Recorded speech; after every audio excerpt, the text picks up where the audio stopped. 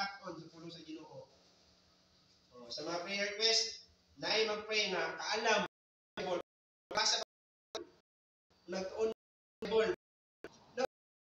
Dili man na pareha tayo kang Solomon nga ihatag ka sa Ginoo sa imuha. Diba? Mismo ikaw ma-amaze ka. Mismo ang mga elders na amaze sa iyang desisyon nga gihimo. Kay grabe ka man gialamon. Murag sayon ra kayo, bisik ra kayo nga pagka-decide ni Solomon nga kanang sige, tungaan ang bata. Kay siyempre nag-ilog man sila so tungaon, ihatag para patas. Pero sa dihang ningon ang isa nga ihatag na sa iya ha. Naka-decide siya nga mo mama. Kung imo sabton ba ang punto ba? Kato siya lahi man gud nga pamaagi, lahi nga kaalam maghatag sa Ginoo. Kay gihatag dito sa iya ha. Kaya di pa pero kita makapangayo man sa tanang butang no. Pero nindot kayo nga sa ginaingon na ni pastor na gitay himuon nga aprobahan sa Ginoo. Nangita kaalam para magamit na sa ministry. Pero unsay imong gihimo? Nagtuon ba ka sa panahon nga bakante? Yes, ang Holy Spirit matag yung nagiya. Pero nga ni mong kung wala kayo kay mga idea ba, alanganin jud ka. Sure jud ka na. Diba? Na mga Kristohanon nga, okay na ilang gimo nga, kanang pwede, kanang kubadon ta ka kay, siran ta to. Kaya ilang rason kay, alanganin man dito, kay wala kayo ko'y nabalaan ng mga verse ba? Kana. Pero kabalo sila, nga luwas sila, kabalo sila, kasi pamahagi. May nga naman, ganun nga naman, tungkol kay wala nila itunan. Ayaw kalimot nga, to be wise, mag-win with the soul. Mga abig tag kalag. Amen? Amen. So kanus am na mahitabo nga makakabig kag kalag. So dapat mag-study ka sa Bible. Kaya naman naaragyo diha ang mga proof sa mga butang dili bigay nato makita kung sa unahan na ning tanan pero tungod sa Bible makaingon ka nga ang spirit mobalik na sa Ginoo. Makaingon ka nga ang abog mobalik ka na sa yuta ingon sa kaniadto. Asa man nimo gibasihan di ba sa Bible? Kaya kung mabase ka sa kung unsay makita sa kalibutan taman gyud ka diha nga ang abog mobalik ka na sa yuta. Kabalo ta nga ang lawas mobalik sa yuta pero human na unsa naman dayon? Wala na nakabalo, gawas lang kay na may Bible nag-ingon nga human sa kamatayon na ihukom, diha na din ka makaingon. So ang prueba na ang Bible. So asam na nimo pangitaon. Kung saan man nimo pagtudlo sa uban kung wala ka nang study. Yes, magialamon kita sa eskwelahan, honor kita ato pagud nang ipasigarbo, di ba? No proud kita nga with honor, proud kita na. Kaya ato nang gipanikamutan pero ato bangan sa Ginoo ba? Wise baka ta. Wise baka ko atubangan sa Ginoo? Or basin og ang akong kaalam diri sa kalibutan foolishness na atubangan sa Ginoo. Ngano na nikamot ra ka para diri wala na kay time para sa Ginoo. Wala jud kay na win nga soul. Das niya atubangan. So dili gyapon ta matawag og wise atubangan sa Dios. So nindot kayo nga mag-study ta sa pulong niya. Mao gyud na pinakauna. Diha gyud ta makakatpon og kaalam. Diya kita makabalo, diya kita makakatulog kay balo. One time na ako na sulminingan, luwas daw siya. Kabalo siya, nga magdawat niya Jesus. Kaya kung iya pag-ikot ang San Juan Church, na kung dawat daw ka, tagaan ka katungod, tuloy mo kanyang anak. So, pero sa diyan ang utana ko, nga kung luwas na kati, kung sa may naluwas nimo. Kasi naluwas nimo, kung sa giluwas sa Ginoo, nakabalo man ta, kung mamatay ka, ilubong raman ta, kung sa may giluwas sa Ginoo sa imo. Sa may matulog langit, kung ito ka kung ang luwas, matulog langit, isa may matulog dito. Na kung mamatay ka, kita ang juga patay, lubong raman ako, wala siya kabalo. Isa, ambot lang po. Basta kay, umudawat daw kay luwas. Wala siya kabalo kung unsay giluwas. So, nakamuna-muna ko ba, luwas, bigyan ka siya? Eh kung luwas ka, kabalo ka, kung unsay giluwas sa Ginoo sa imo ha. Kay luwas ba ang tawag or luwas ba ang term na gigamit ay for example kanang hapit na lumos ang tao niya natabang. Di ba makaingon ka nga siya ang nagluwas nako. Kung wa pa na siya, wala jud patay ko. Mihi kay giluwas ko niya. Kaluwasan niya ko nang gisgutan na pero kana ang kaluwasan para asa. Ug ang kaluwasan niya giingon sa Ginoo para asa. O so nibalik na pud ko akong gi-explain nga ang tao nailawas na kalag na espiritu. Ug gidawat niya kun siya. Nakasabot siya nga ay ang kaluwasan ay dili na para sa espiritu or sa kalag. Kabalo siya ba nga naa gyud kalainan. Kaya siya nga murag pareha ra tingali ng kalag ng espiritu. Pero since nga na Bible, di ba? Naging ang Hebrews, 4:12, nga yung sa nga, ang pulong na sa Diyos, hait, sama sa espada, nga do'y sulam nga, duot sa gitagbuan sa kalag espiritu. Kasi ang ingnan, kung ingon ka gitagbuan sa kalag espiritu, pareha sila nga naman sila gitagbuan. Matawag ba nimo pareha ang naigitagbuan? Murag sabang ba? Although pareha sila tubig, pero na sila gitagbuan, so dili sila pareha gikanan. Nagtagbo sila diya. Or ang igway o ang igyok, itlog na sila, pero lahi-lahi yun ang igyok o ang igway. Lagi na sila gitagbuan, sila pagitan. So dili gyud pareha ang kalag ug ang espiritu. So nakasabot siya. Yan na. So kung atong sabto ng kalibutan karon, ingana. Ganong himo na sa yawa aron ang tao kampante nga magkinabuhi. Kampante siya ba? Di na siya mangita sa kamatuoran. Kaya nagtuo siya nga mo na ni. So kampante ra kay siya nga maadto imperno. Ingana kaway sa yawa. Ang mga tao dili na sila mangita og kamatuoran kaya naman kabalo naman sila. Kabalo man sila, murag nagtuo man sila, kaluwas sila. Nagani wala sila kabalo kung sa giluwas sa ilaha. Kung ingana ang mo sa sabtan pa, mo na sa karason nga ano naghimo ang yawa og liyon na daghan. Kaya para ang tao kampante siya magkinabuhi sa kalibutan, dili na siya mangita sa tinuod. Nga naman, mura naman. Murag mao na gyud ni. So dili na ka mangita sa kung unsa gyud ang tinuod. Pero ingana ba, murag tumipin na bitaw. So instead nga mangita ka man ko, murag mao naman eh. Pero mura na yun na tanan. Lahat na yun nato nakasiguro. Ikaw may nakasiguro. So, nindot kayo nga masultian sila. So, kung wala kay idea, kung saan mo sila,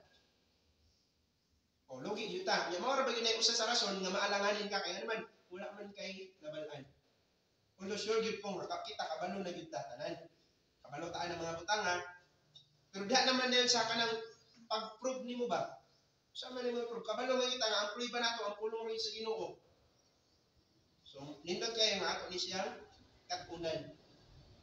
Diba, kabalo ta sa pamagi sa kaluwasan. Unang, sabto na siya. Or sa pag-share ba about sa salvation, pasabto ng tao, makasasala siya. Maura min dyan na pinaka-process diraan. So, dahil makabalo siya, makasasala siya.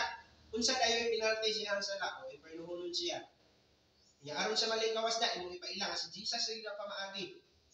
Nga, imo na din sa ipadawat. Sinus prayer na dayon. Ingana naman yun. Pero ang mga verse nga imong ipamatuod kana mo'y atong tunan. Mo'y atong misteron. Although bisan pag naa sa mag-utok no, pero nindot kayo nga atong yun ang i-study. Kaya kung ma-study na nimo mismo yung Bible kay katuod na. Kana bitaw sige kay sulili yung Bible kay dali na kay pakion. Ano naman naanad naman sa nasiya, hindi na siya mapaklibitin. Di ka na mo pero kanang Bible na wala pakli-pakli, ilan jud kayo. Kaya nagpilit ba? Pero kanang mga Bible anang sige sa reading.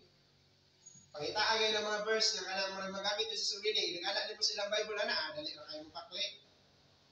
Labi na ka na pakli, ano na sa ito nga. Ano na kayo mga Bible na? So, nindot kayo nga ito ng studyhan. So, Bible reading kita. So, takuni ko din mga Bible. Yan aside na ng tanan prayer. Muna John chapter 16 verse 13, pangayo og giya sa Ginoo. Kaya ang Diyos magyud ang giya sa ato pero nindot kay nga natay Ginoo aron magiyahan ta niya. Dali ra hinumduman una kay gitunan. Di ba? May estudyante man jud ta. Kaagi mo kita eskwela. Dali ra gyud hinumdumon kung imo nang gistudihan. Although ang Holy Spirit na jud mo hatag gyapon ng tanan no. Nindot jud kay nga natay Ginoo. Ingon ang John chapter 16 verse 13. Ingon siya ang Bible ingon, howbeit when the Spirit of truth is come, He will guide you into all truth. For He shall not speak of Himself, but whatsoever He shall hear, that He shall speak. And He will show you things to come. Siya ang mapakita sa ito, siya ang magpadayag sa ito. Ang Holy Spirit, naaman dyan tayo Holy Spirit, pag-isa kung luwas ka. So ang iyo siya, nagiyahan ka niya. Kaso kayo, wala na pati hangyo-hangyo. Busy na mga God. Kapoy na kayo. Ayaw kalimot ng anong kinahanglan nga mag-study ta. Tungod kay ingon ang Luke chapter 16 verse 8. Ingon ang Bible ra, Luke chapter 16. Na ang mga tao or ang kalibutan, yung sa 3 verse 8. And the Lord commended the unjust steward because he had done wisely. Kani ba? Kaning ingon diri nga, for the children of this world are in their generation wiser than the children of light. Kana. Yung ang Bible ha, nga, for the children of this world, ang mga tao din sa kalibutan, mga anak sa yawa, or mga unbeliever, are wiser in their generation than the children of light. Wise na sila kontra sa ato pero dili pasabot nga dili ka pwede mahimong wise kung mag-wait counsel, di ba? Yung ng Bible, he that willeth souls is wise. Pero kalimot nga kinahanglan ta mag-study. Nga naman, wise na sila. Ayaw, sugot na kanang igo lang ka kabalo-balo. Mas tira gyud, di ka naman manggialamon sila. Lupigon ta. Lugi ta nila. Kabantay ka karon sa kalibutan, grabe na. Sa FD, bantik na kaya na sila. Hindi na mo maggaraan. Kung mag-street preaching ka, atakon ka na nila. Sa social media, grabe. Isog kayo sila. Kaya naman, nag-study sila. Wise good kayo sila. So kung wala ka nagtuon, ikaw ang gustuhan, kabalo ka sa kamatuuran, kung wala ka nagtuon, lugi sila. Wise na sila. So atong hinumduman nga to be wise, so study the word of truth. At uli yun, ang tinuod o ang pulong sa Diyos mo, medyo ng kamatuuran. Kaya daghan kayo, di dyan matawag o kamatuuran kung di mo isulti tanan. Have truth still, pakakyapon, dili kyapon tinuod. So dili yun matawag o tinuod ang pulong sa Ginoo kung di mo isulti tanan. Kabalo sila kasi Kristo manluwas, tinuod na. Pero malingkamot yun, aron maluwas ka na, pwede din tinuod. So kita may nakabalo sa tinuod, kita yun ang mo share. Amen? Okay, number 2, dili lang kay study the word of truth. To be wise, study yourself. Yung na 2 Timothy 2:15. Yung na Bible rin, 2 Timothy 2:15. Study to show thyself approved unto God, a workman that needeth not to be ashamed, rightly dividing the word of truth. Study to show thyself approved unto God. Kapuni, or study Him. Mukhang kaugalingon. To be approved or accepted in the sight of God. Huwag kong ihapon na part sa ginaingon na sa police part yun na sa atong soul winning ang ato ang pagkinabuhi. Kapuni, na ang imuhang kinabuhi, ang imuhang kaugalingon, approved or accepted unto God. Kaya kung accepted na sa Ginoo, mahimo ihapon ang accepted sa mga tao. Kaya bisan pag moingon ka nga accepted ka atubangan sa tao, pero dili pa na mahimo accepted atubangan sa Ginoo.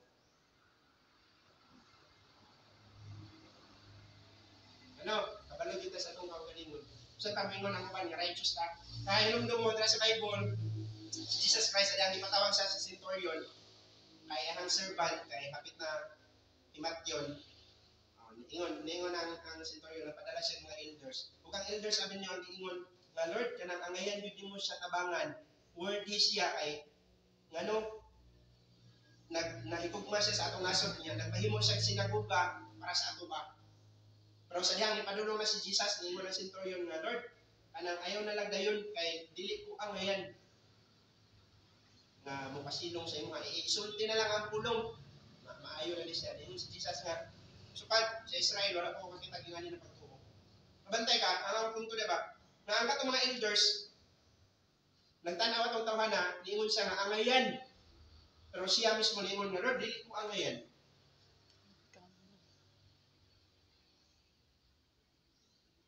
Kabalota, dili kita angayan, no? Pero katuni. Ingon ang 1 Peter 1, verse 15 to 16, na be ye holy, for I am holy. Kung magpakabalaan ka tungkol kay ako, balaan. 1 Peter, yun sa 3 But as He which hath called you in holy, so be ye holy in all manner of conversation. Conversation dara dili na sa sinultian na kundi sa pagkinabuhi. Sa tanang matang sa imuhang pagkinabuhi. Because it is written, be ye holy, for I am holy. Kung magpakabalaan ka tungkol kay ako, balaan. Ang Diyos nga nagtawag sa ato, balaan daw. So dapat magpakabalaan ta. Accepted ba ta? Ang atong kinabuhi ba? Approve ba na? Atubangan si Ginoo? Kung sa kwan gani, sa BIR, no? Si Pastor, kaya naasol kaya naman, grabe kuti para ma-approve. Gani, sa kalibutan na nahaputi kayo, aron mahimong approve. Sa Ginoo ka tingali, no? Aron mahimong tang approve. Dahil siya atubangan. Ngayon sa Apostol Paul kang Timothy, na study to show thyself approved unto God. Bisan pag manggialamon kit sa Bible, master kay ka masulwining. Kaso, nagsulwining ka, hubog masad ka. Yung ag-isod kayo na. Wala kang lulo. Ang iyang mga kainom, di sa sulwiningan.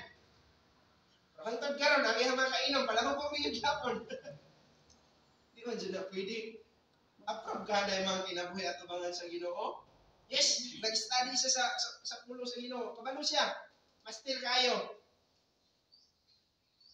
Pero kana man sad, ang iyang kaugalingon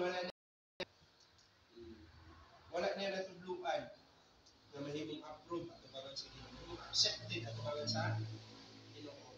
Yes, accepted ka at tubangan sa tao kaya nakapanglibre ka. Pero sa Ginoo kay dili. So dapat ato nang katunan ni mahimutang approve unto God. Ngayon sa dra, a workman that needed not to be ashamed. Kakuni nga dili jud ka angay ulaw. Amang gialamon di jud na maulaw. Sa eskwelahan kung kabalo ka nang naikaalam, asa na maulaw mo answer? Asa na maulaw mo hands up? Di ba? Bisan pag di na pangutanon, hands up niya na. Bisan pag dili siya ang paanon ba? No, ako ma'am, anak, mo present siya siya kaugalingon, kaya naman ay kaalam. Kabalo sa answer. Kita, kabalo to sa answer. No, ang gustuhan kabalo sa answer. Diyan mo answer. Bisan pati halik kuhito sa maestra ba? Bisan pati halik kuhito na sa unbeliever. Bisan pag nagpakita na yun ang unbeliever ba o kuhan, interest. Maulaw pag mo share. Mapasyong ino na ato simbahan. Nga, lalo ang tanay kay gayunan, yung masintian mo siya. Sayang kayo. So, dili kita angay maulaw. Ano man? Yung di makangay maulaw. Yung alamon ka, di siya angay maulaw. Kaya ano, wala man sa tigihim mo nga dautan mo.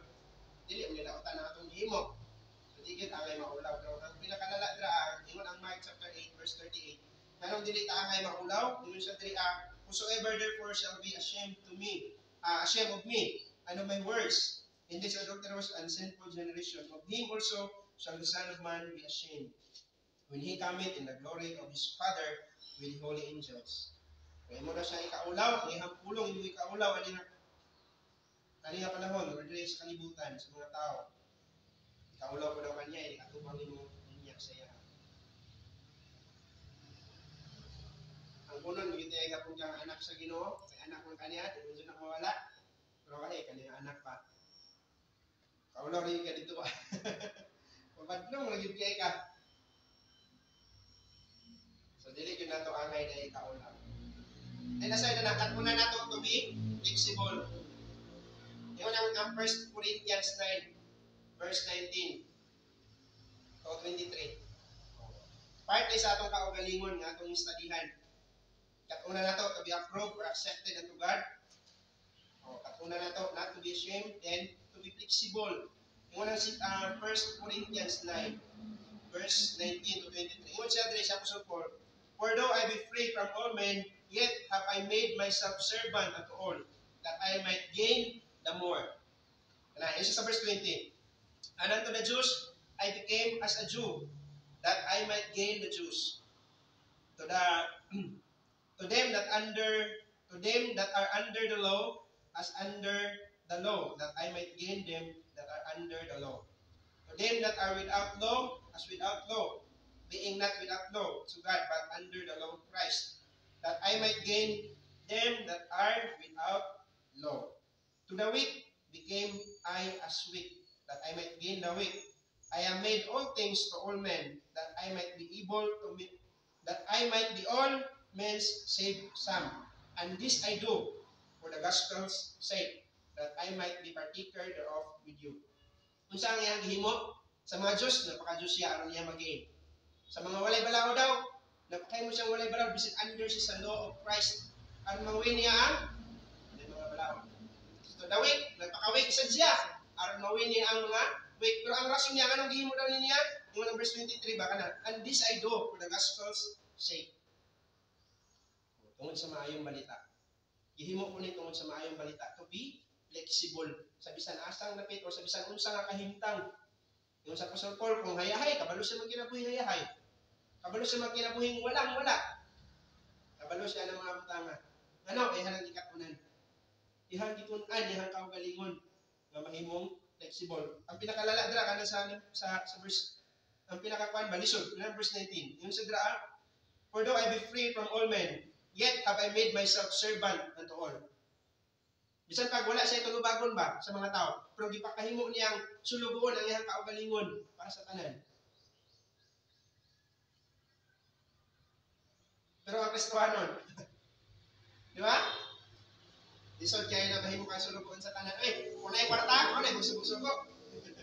Paano ito? Isod kaya na suguon. Or kung magulang kamay, alin na mo masugo. Pero yan sa Apostol Paul, bisan pa daw wala siya ang pasabot, bisan pag wala ko tulubagon sa mga tao, dili ko under nila, pero nagpakahimo kong ulipon sa ilahat. Flexible. Kung sa manay mo kahimtang. No, nindot kaya na nga, dako na kayo naabot sa kalibutan, kung kabalog yapon mamugas, kabalog yapon manilig. Part na sa pag-win of soul. Kung mo na yung manggialamon ng mga tao. Usay, kaya kung nanay maabot, nanay mga degree, isod na kaya nanay mo sa pito, no? Isod na kaya na subuon ba paninlo simbahan.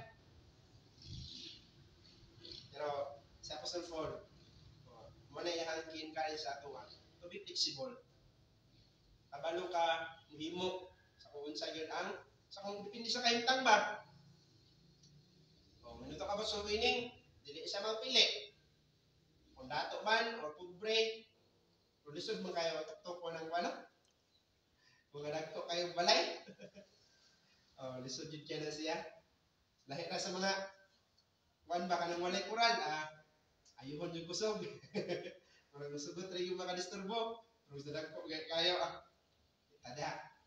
Yan na, muna yung realidad. Pero atong yung katunan to be flexible. Kabalo yung mo adjust ka na, may pinakakuan ra. Kabalo ka mo adjust sa kung saan kahimtang. Sa kung saan panahon. Then, katunan na to preach the word. Yung na 2 Timothy 4:2, be instant, sana dapat kasulti. 2 Timothy 4 verse 2. Yung na Bible ra, preach the word, be instant in season and out of season. Reprove, rebuke, exhort with all long suffering and doctrine. Kana, preach the word. Katunan yun nato nga musulti. O nailas. Katunan nato nga musulti. Kung sa man ang imong nabalaan, godly kay kang nagkinabuhi diri sa kalibutan, dili man sad ka musulti. Nami gyapon mawin, nagi mawin nga manatanaw lang sila sa testimony. Pero nindot so kay itong masultian. Kaingon bes, kung sa may giingon dira sa Bible sa Romans 10:17 na, or that's sa ibabaw. Unsaon daw, faith cometh by hearing. Diba? And hearing by the word of God. Kabalo ta nga ang tao ang maluwas pinagi sa pagtuo. For by grace are saved through faith. Ano ba? Pero unsaon daw pagtuo kung wala sila madunggan? Unsaon pagkadungog kung wala sila mapaminawan? Kung wala musulti sa ilaha. So ngayon mo nang sabton, importante yun kayo ang pag-sulti. Faith cometh by hearing good. Faith cometh by hearing. Na yung mga naluwas, kinagtanaw sila sa testimony, pero kanusa sila naluwas. Sa dihang, nasultian, pero yung gihapon sila. Pero natanaw sila nga, okay nga na. So sa dihang ni uban, nasultian, importante yun ang pagsulti. Importante yun ang pagsulti. Hindi yun na kalimutan. So katuna na to nga, musulti. Katunan tayo na nga musulti. Tunig yun nga musulti.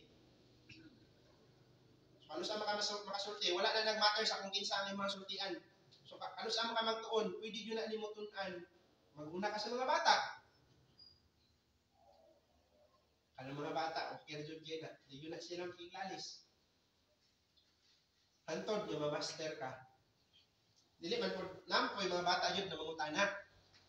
Pero ang pinakanindot man sa bata is kanang humok sila kasing-kasing. Kanang matudluan gyud sila, So, ingana ba, ano sa aman ta makasulti? Pwede gyud na nimo praktisan, pinaagi dara sa mga gagmay na mga butang.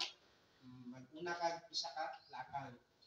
Pero kung dili jud ka mohimog move, wala gyud. Pwede gyud ka ma-practice diha. Wala man siya nag-ingon jud ra nga kinahanglan, ingana gyud ng mga pangidaro ng imong sultian. Bisan pa kung tuod ingon ka ma-practice sana, pero wala man ta kabalo sa kung unsa gyud.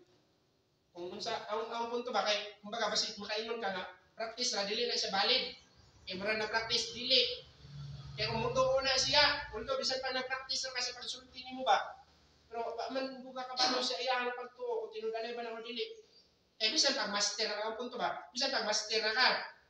Hindi na siya mutuo kung yapon kasi wala media ko na.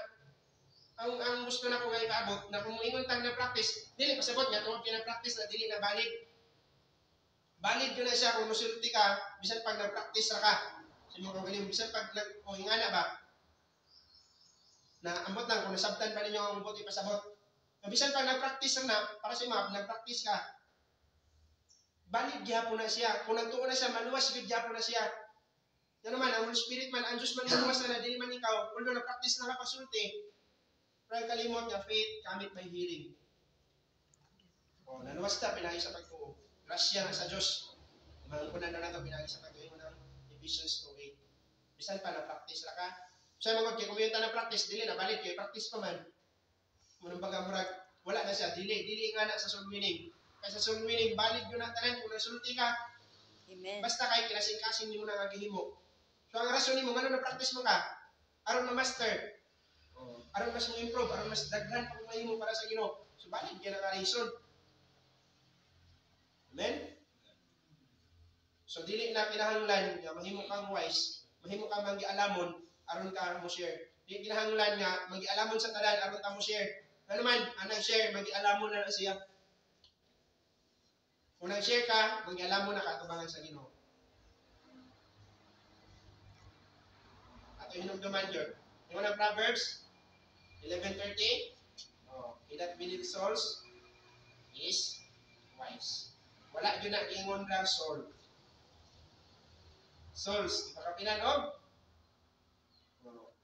kabalungan ta sa plural o singular. Yung na Bible graan, he that winneth souls is wise. Souls yun, dili enough. Sarap. Although, nice mo yun ang rich. Di ba ka nang, mga rich one.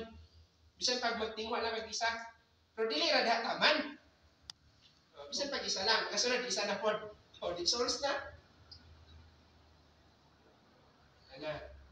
Sabot ana na mo padayon ta. Kung himo na ta, padayon ta. Kay souls ang gingon sa Bible. Dili kay soul. So daghan pagkalag na atong masultihan. Daghan pagkalag na angay natong abton. Pero kung mag-share ta sa pulong sa Ginoo ingon ang Romans 11:25, na ato jung gipadali ang iyang pagbalik. Ano? Baga naay siya kwan. Nang sama. Yan sa Dria sa verse 1. For I would not, brethren, that ye should be ignorant of this mystery, lest ye should be wise in your own conscience, that blindness in part is happened to Israel, until the fullness of the Gentiles be come in. Baga naay time frame. Baga naay kwan ang Ginoo kung pila ka mga tao, pila ka mga Gentiles sa ihang luwason. Dito siya pagbalik. So, gipadalik nato ang pagbalik sa Ginoo kung mag-share ta sa gospel. So, ang blindness daw, part yun daw na siya, na nahitabo sa Israel. Kung napakabuta, bumul na sila ba? Ng Isaiah, ilang ikwan, part daw na, para unsa daw, until the fullness of the Gentiles become in.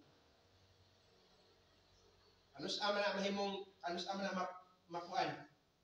Ano sa ama na mapul? Wala tayo gihimo. So, kung gasuluining ta, atong gipadali ang pagbalik sa Ginoo.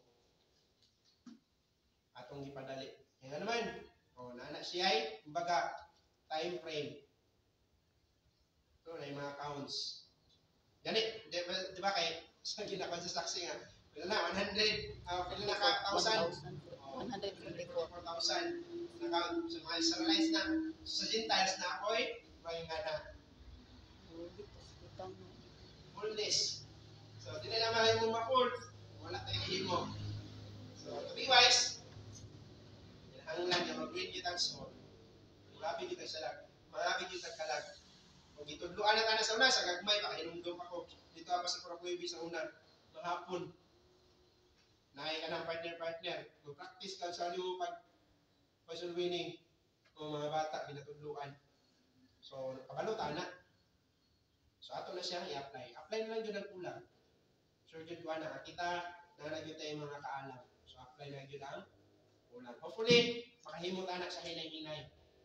No, at una nato na siya, nga mahimot yun. Practice yun ba? Mag-practice.